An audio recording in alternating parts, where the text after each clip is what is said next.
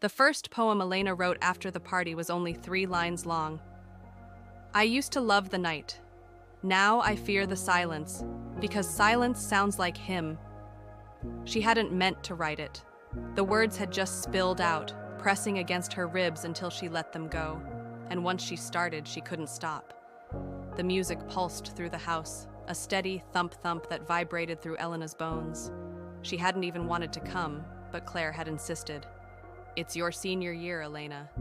You can't just stay home reading poetry. Elena sipped her soda, standing in the corner of the crowded living room, watching bodies move under flashing lights. Her best friend, Claire, was somewhere upstairs, flirting with a guy she'd been obsessed with for months. Elena wasn't much of a party girl, but she liked the feeling of being here, of being a little less invisible. Then she saw him. Jordan, her friend since freshman year.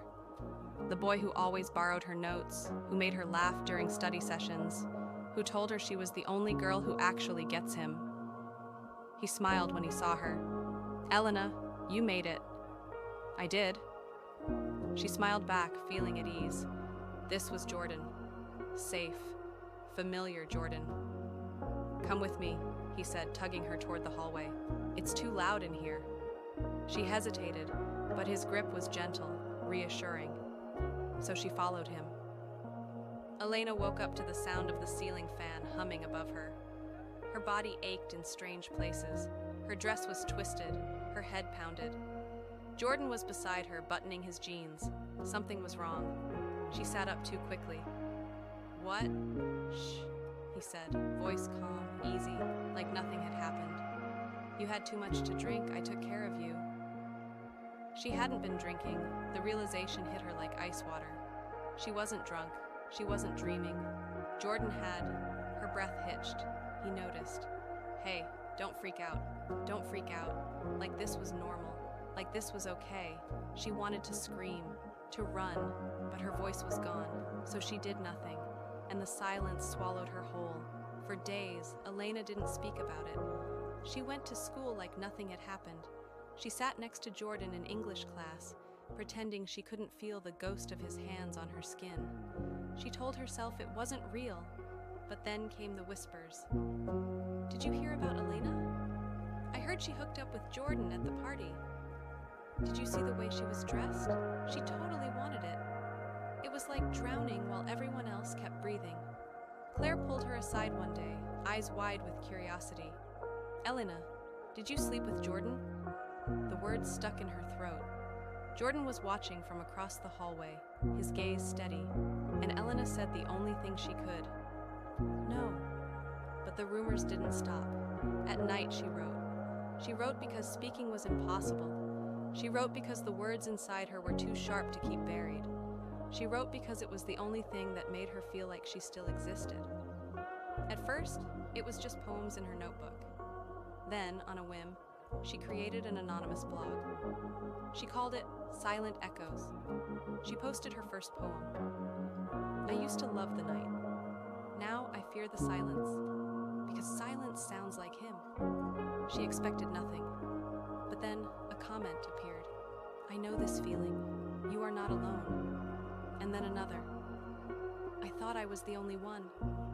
Her words, the ones she couldn't say out loud, were reaching people, helping them. And maybe, just maybe, they could help her too. The blog grew. Messages poured in from girls who understood, who had lived it, who had stayed silent too. And with every post, Elena felt a little braver. Then one day, she wrote about Jordan.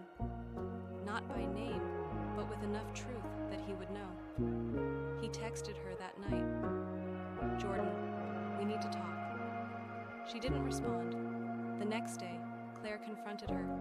It's you, isn't it? The girl from the blog. Elena's heart pounded. Claire's voice softened. Why didn't you tell me? Because she hadn't thought anyone would believe her, but Claire did. And maybe others would too. It wasn't easy, but Elena spoke. She told Claire everything. Then a teacher, then the school counselor. The weight that had been crushing her for weeks finally started to lift. Jordan denied it at first.